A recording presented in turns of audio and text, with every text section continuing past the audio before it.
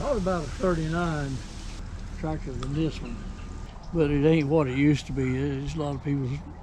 On today's video, we're going to learn about the city of Fort Myers and why it is a complete crap hole. Did you know that Fort Myers was actually a Union fort? Did you know that the city of Fort Myers has its own accents? Strictly about money, say man, out of Fort Myers, Florida. I'm like, I'm from Fort Myers. I ain't say Fort Myers. Fort Myers. Fort Myers, dog. All right, man. Look, camera, I can't put there, dog. I'll be running these holes, dog. All right, so what's it like out here, bro? What's it like? It's like living in hell, but being in paradise. Okay. Why is Fort Myers a complete crap hole? You would expect the city of Fort Myers, simply because of its location, to be a great city. Over the last few years, the Fort Myers Cape Coral metropolitan area has been noted as one of the fastest growing cities in the country, where many people are dreaming of moving to. Yet despite Fort Myers sitting in a very strategic place, the city is plagued with crime, homelessness, road rage is common, and many of the people are cold, if not outright rude. Before we can even discuss all the things that make Fort Myers a living crap hole, we should first examine some of the distinguishing characteristics of the Fort Myers area that should actually make it a desirable location. It's difficult to understand how the city of Fort Myers, with so many positive attributes to its location, continues to be a mediocre city, obtaining nicknames like Fort Misery. In fact, everything about Fort Myers' location would make you think that it should be an incredible place to live. The east coast of Florida is packed with cities like Miami, Fort Lauderdale, and West Palm Beach. All that would make the Gulf Coast an attractive location for people looking to escape larger cities. The vicinity of Fort Myers has islands like Estero, which is where Fort Myers Beach sits, Sanibel, and Captiva, the beautiful Caloosahatchee River. With all of these natural features of the area's region and topography, estuaries, marshes, islands, rivers, bays, everything would really indicate that Fort Myers should be a great place to live, a desirable location. However, Fort Myers is far from that. On today's video, we're going to try to comprehend why, with so many positive features that this area has to offer, it is so inadequately been utilized for the benefit of creating a better city. Even the history of Fort Myers laid out a beautiful path for the city to have a strong heritage to build upon. In 1866, Manuel Gonzalez from Spain was the father of Fort Myers. Only 7 years after he became a U.S. citizen, he left Key West and founded what is today known as Fort Myers. During the Civil War, he was a captain for the Union, delivering supplies to what was at the time a camp known as Fort Myers. Many people are really mistaken about the history of Southwest Florida, thinking that because it was in the South, that this area was a stronghold for Confederates, when in reality, this area was actually a fort for the Union. After the Civil War, the Union troops left, and Manuel Gonzalez and his young son stayed, founding the city of Fort Myers. He wasn't the only Spaniard to occupy this area. In the middle of Estero Bay is Mound Key. Mound Key, since the 1700s, had been inhabited by Spaniards, and the earliest homesteads south of Fort Myers in Estero were also founded by the Fernandez family. Sadly, many of the descendants of Spaniards, which are the oldest families in Southwest Florida, have suppressed their Spanish roots and omitted their Hispanic last names. These families, which still reside in Southwest Florida, they prefer to omit their Spanish ancestry and replace it with a more English background, denying that many of the original families that inhabited Southwest Florida were not of English descent but that of Spaniards. Not only has the fact that Fort Myers was a Union fort been omitted, but also the fact that many of the founding families were Spaniards has also been omitted. With English names and a Confederate claim, the history of Southwest Florida has been rewritten by the descendants of the original families, who to this day refuse to acknowledge their family's real history and the real affiliations that those individuals had historically. Many African American families lived and fished on the islands with their Spanish counterparts. However, when the English took over and segregation set in the South, beaches like Bunch Beach were actually the only beaches that African Americans were allowed to go to. Looking across Estero Bay, they could see the desirable Fort Myers Beach where only whites were allowed.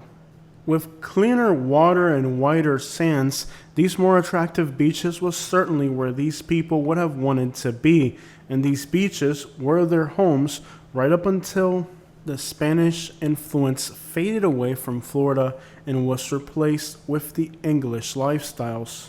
To the north of Fort Myers, during the time after the Civil War, a black postmaster had been assigned out of spite for a white man that previously had his job. The city of Punta Gorda was also founded by people of many European ethnicities, and thus we can say that the early stages of Fort Myers were very diverse. The same thing can be said about adjacent Punta Gorda. Punta Rasa is near the vicinity of where Bunch Beach sits today, was a departing point for cattle that was bred in the area of Arcadia, far inland. The livelihood of this town and its mere existence really depended solely on raising cattle that was shipped from Punta Rasa outside of Fort Myers, taken to Cuba, traded for Spanish gold. The unquenchable thirst for beef in Cuba from the Spaniards led to a prosperous economical activity where fruits from Cuba like pineapple and other tropical and seasonal fruits from the Caribbean islands were also brought into Florida. This trade of pineapple, gold, in exchange for the cattle of Florida led to the growth of towns like Arcadia and for the prosperity of port cities like Fort Myers. But with the changing times, things like segregation as well as the end of trade with Cuba brought on a new era of Southwest Florida's economy. Since the end of the Civil War, people have come to Southwest Florida to try to replicate many of the tropical growing operations like that of pineapple that all came to a failure in Southwest Florida. And the era of Florida cowboys also came to an end. No longer would Arcadia thrive and grow with trade to Cuba. Things changed in the history of Fort Myers, and a new era came to shape what is now the city of Fort Myers, that of segregation, erasing the area's real heritage, and the final nail in the coffin, developers. Developers which plotted out Southwest Florida to its complete destruction. By the early 1900s, Thomas Edison and Henry Ford had winter homes in Fort Myers, Florida. And to this day, Fort Myers' economy is stronger during the winter time when the snowbirds come down to get away from the colder weather. And this is really the only industry that the city of Fort Myers has forged since a dependency on a tourist that is only here for a fraction of the year, but the cost of living is a present factor for the locals throughout the entire year. The Caloosahatchee River, which was once a trade route to the Caribbean islands where gold came from the Spaniards and cattle went to the Cubans, today is being used to dump wastewater from Lake Okeechobee for the sugarcane industry. This pollution from Lake Okeechobee down the Caloosahatchee River into the Gulf of Mexico has caused ecological damage that is at this point irreparable. And of course, we have the impacts from Hurricane Ian that also brought a 14-foot storm surge to the Fort Myers area. Properties like the historic ones in downtown Fort Myers belonging to the previously mentioned people were 4 feet underwater. But blaming the destruction of this city and its current conditions simply on one natural disaster is a far stretch, because Fort Myers' destruction and doom has been pending for a long time. starting with the way Fort Myers and the vicinity was taken advantage of by developers. On the north side of the Caloosahatchee River across from downtown Fort Myers, developers went on to make in Cape Coral, but Cape Coral became the largest canal system anywhere in the world. The construction of these canals brought lack of circulation to the remote waterways deeper in, and the residents today complain that many times these canals are clogged up with nothing but green toxic mold, a slime ball of toxic algae.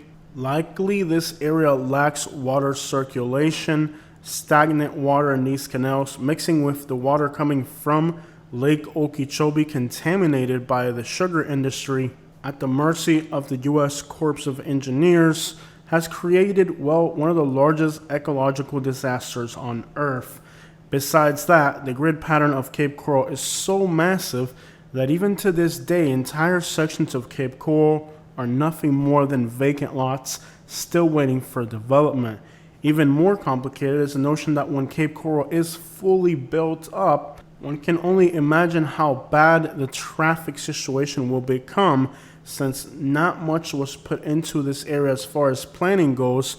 As far as infrastructure and future plans, it is simply a massive grid pattern, with the vast majority of it being plotted for single-family homes, many of which have Gulf access canals. It really is a nightmarish landscape that likely for 20 to 30 years will not be fully developed.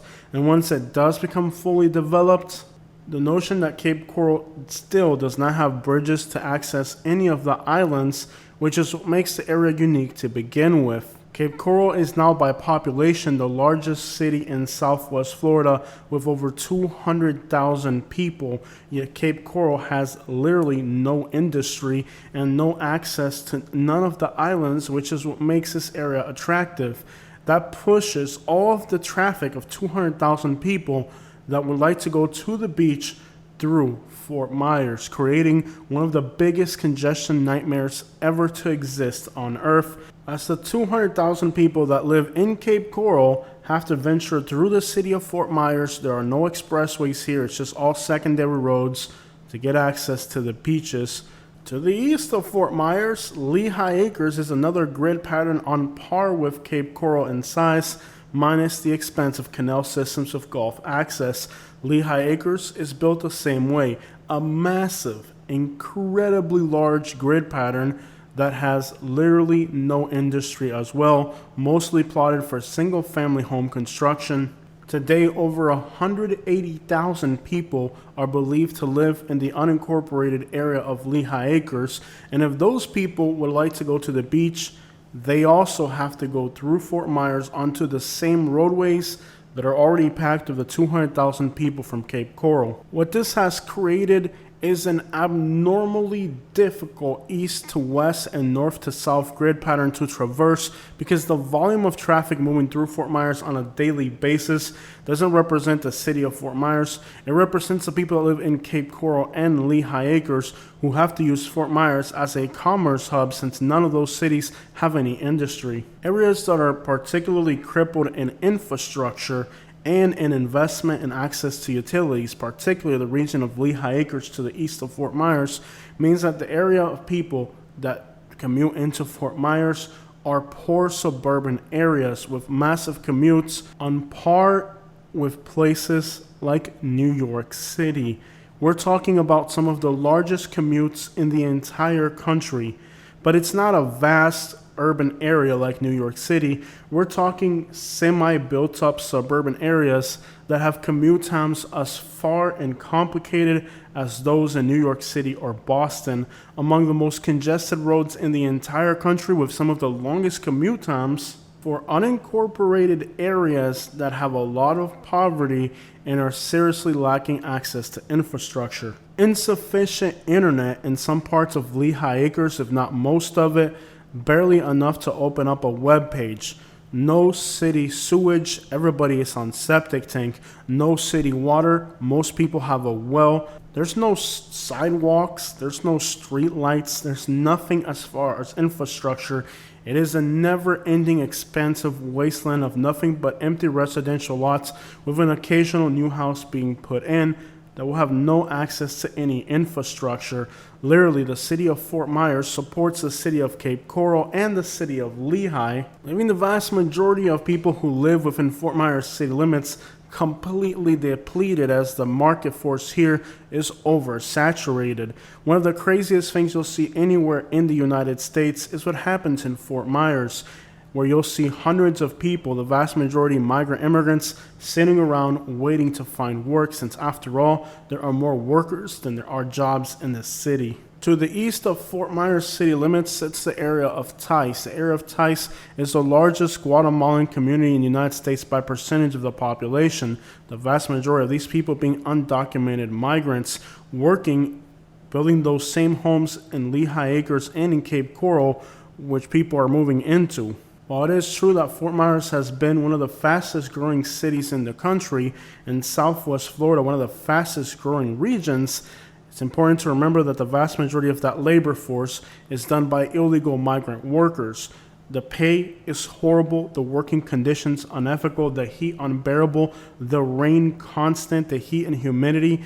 The working conditions for individuals building houses in South Florida heat are some of the most unbearable working conditions in the United States. So not only do you have a labor force that is extraordinarily oversaturated with workers, but the job opportunities are not in the air conditioner. They're not good paying jobs. Fort Myers sits in Lee County, Florida. Lee County is now approaching 900,000 people, and it is one of the most chaotic places anywhere in the state of Florida. Traffic congestion, road rage. People that live in Lehigh Acres, Florida can pay as much as $500 a month to insure 2 new vehicles because the area has so many accidents. But not only does this area have a lot of accidents, it also is an epicenter for fraud and organized crime rings that make this area extraordinarily difficult to insure your home or vehicle, because the amount of scamming that happens here is unmatched by nowhere else in the United States. These zip codes that are predominantly 70% Hispanic or more have some of the highest insurance rates anywhere in the United States. Car accidents are staged. A lot of the construction also requires a lot of dump truck traffic, and dump truck insurance in this area is also the highest in the country. And the amount of frauds and scams that revolve around dump truck accidents is also staggering. Scamming, fraud, and finesse is rampant in the Fort Myers area. Contractors, realtors, builders, developers, anybody working on construction sites, the potential for your money to disappear and your work not to get done is a serious factor here. The fast-growing communities of Fort Myers are a ground zero for theft, fraud, many builders and contractors taking money from people and not building pools.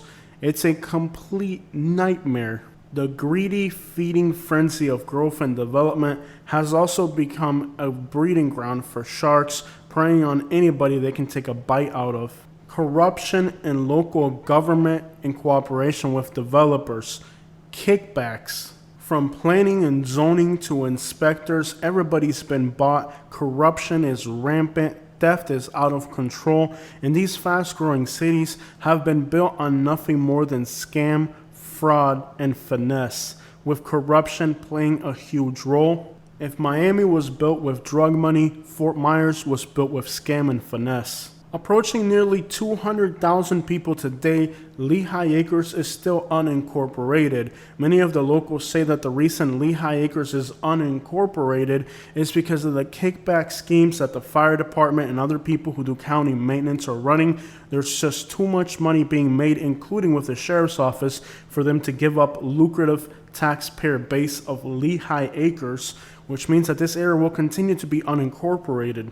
And even if Lehigh Acres were to become incorporated, the population is now being represented with nearly 80% Hispanics, but any of the people aspiring for local government here are going to be nearly 90% white. With the people in government not representing the actual people that live in these communities, it lends itself for the continued defrauding of these communities where the taxpayer base is looked at as nothing more than a cash cow for people or a piñata for those in power.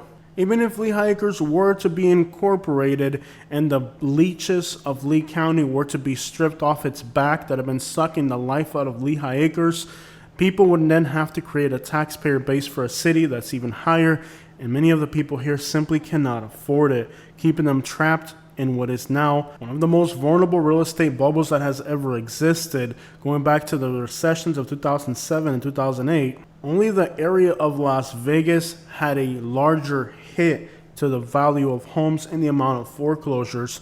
We cannot forget that Lehigh Acres and Golden Gate Estates outside of adjacent Naples were some of the hardest hit communities during the last recession, where more people lost their homes than anywhere in America with the exception of Las Vegas.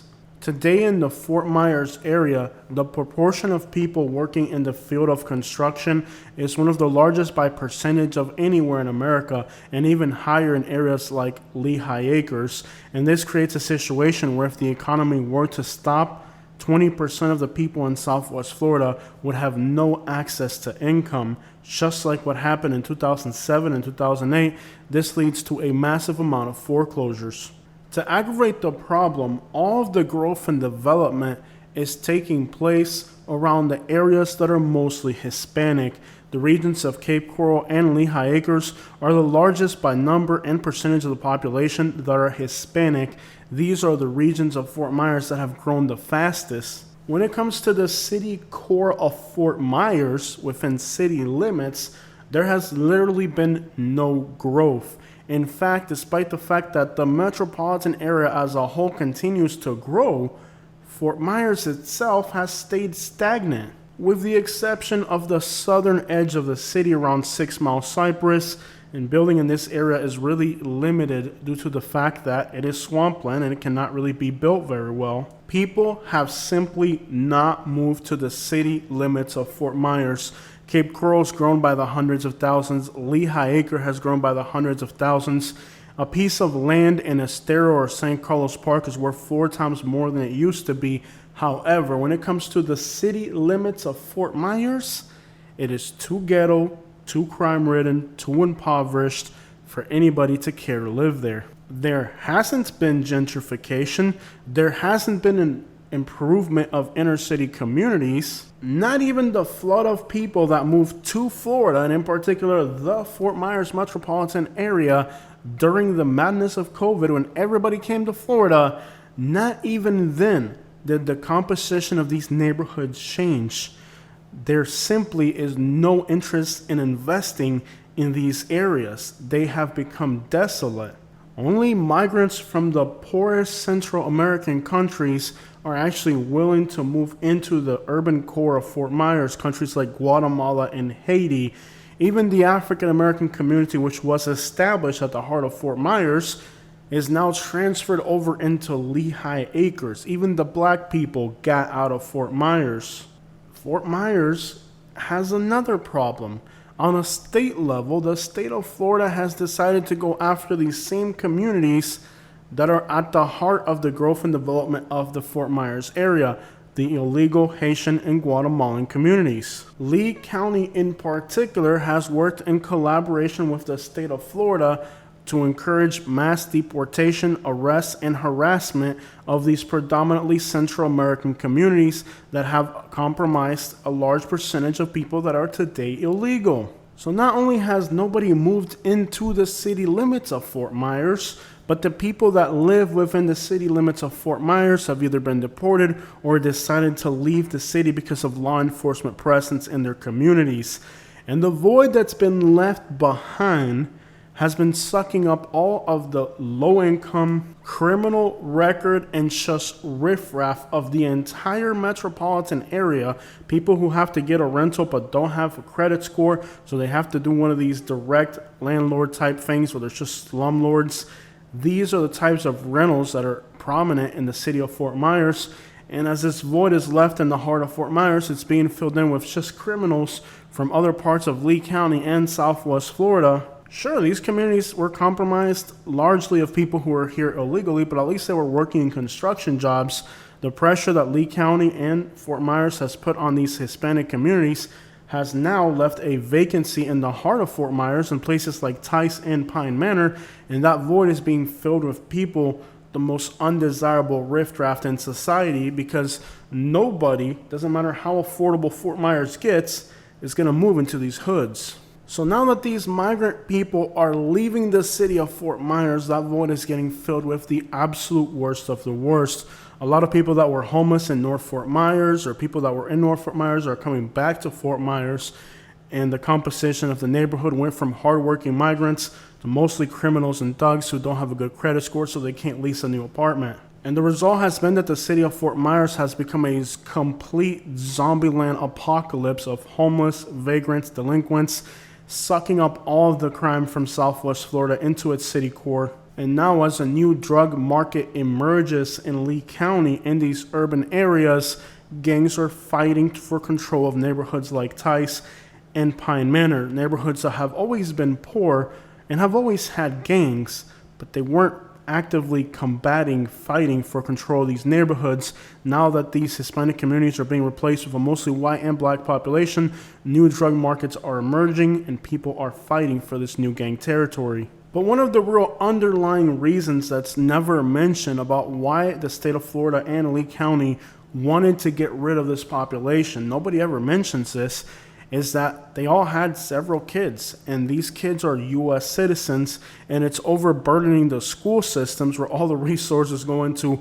Well, now the vast majority of Lee County school systems is Hispanic, and the white population may be the largest percentage overall, but they don't have kids.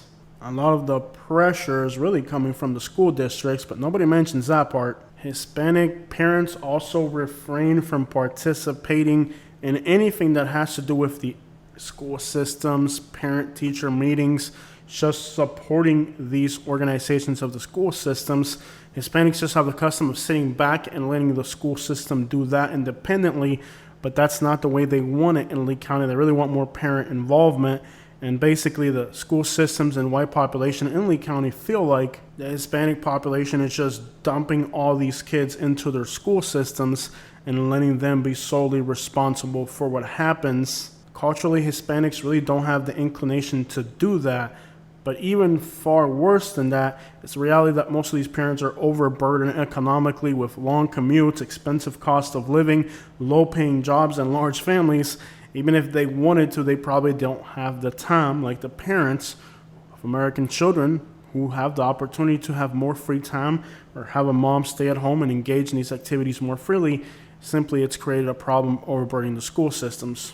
But when you replace these families with crackheads from North Fort Myers and people that just got out of jail, well, then you don't have to worry about kids in your community anymore. You just have to worry about drug dealers, crackheads, and vagrancy and crime and whatever else comes with that lifestyle. Today, Lee County, Florida, where Fort Myers sits, interesting, it's called Lee County since Fort Myers was a union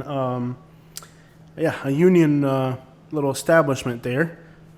Interesting, again, how it's Lee County. It wasn't really Fort Myers wasn't really a Confederate fort, but okay. But Lee County, Florida today has become an open, disgusting sewer of drug addiction.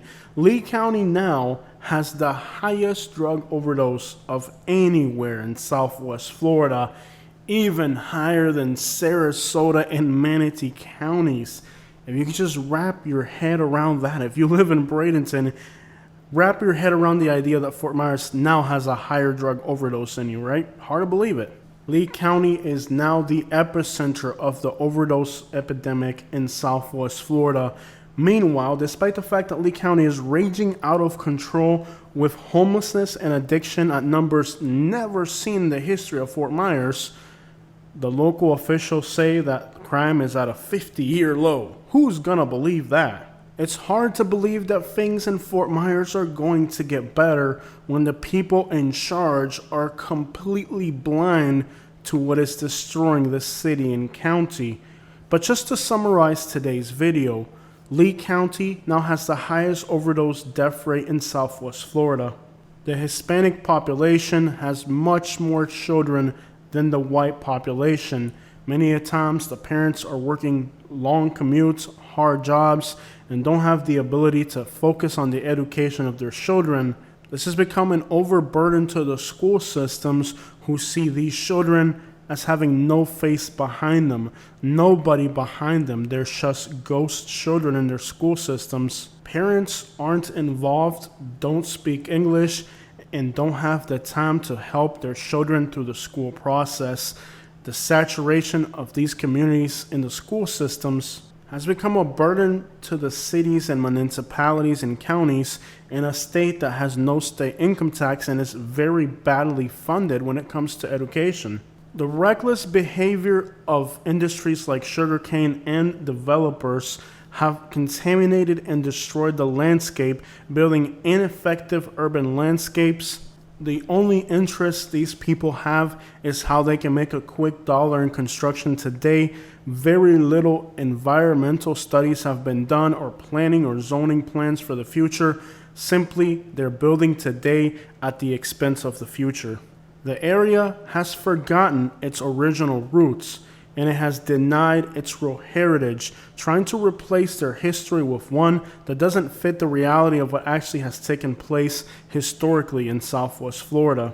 A continued effort to scrape away the area's Hispanic heritage and replace it with an English Confederate history that doesn't even historically match up to the reality of what has happened here over the decades and centuries. The problem that continues to plague Fort Myers is the people in power do not exactly represent the general populace of the area, and thus only the interests of a few select individuals who are enriching themselves at the expense of everybody else are catered to. The lack of infrastructure and access to utilities has economically marginalized a vast portion of the people that live in this metropolitan area. Despite the area growing tremendously, even on record levels, this growth has made little change in the inner city areas of Fort Myers, which are at the mercy of the state's changing policies that ever more cater to people's ideologies versus finding solutions to the real-life problems that these communities are facing.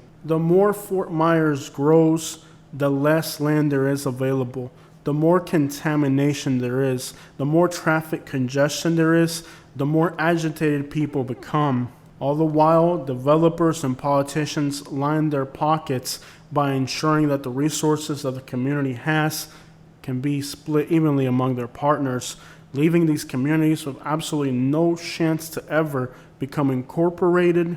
This mismanagement of politicians, developers, and of course, corruption from many big corporations has made Florida a free-for-all for those individuals who can get those politicians in their pockets, build large communities, and completely not have to worry about the ecological damage that they are incurring in their communities. This lack of planning has led to some of the most congested roadways in America. And finally, the combination of all these factors has made people desperate for economical gains, leading many to crime, fraud, and finesse and corruption as a means to obtain a living, which has turned life into a living hell for the people in these communities that now have to pay as much as $500 a month simply to insure 2 new vehicles that they desperately need to commute long distances across a metropolitan area that every day becomes more built up, and the people living there more frustrated. People, when they moved to Florida, might have thought about a beach lifestyle, but in reality, they're stuck in traffic and they're dealing with many economical woes that plague this area. Those who moved to this area thinking that they were going to find high-paying jobs are finding that there are literally no industries in this area. This has made Fort Myers an undesirable place to live. Instead of people enjoying the beaches and many beautiful areas that existed in Southwest Florida before development, what they have now is angry people, crime, finesse, and of course hordes of people flocking to an urban area looking for those affordable housings that are being left behind by migrant groups, turning those neighborhoods into complete gang war zones. This is how Fort Myers, a city with a lot of potential, has become a complete crap hole to live in.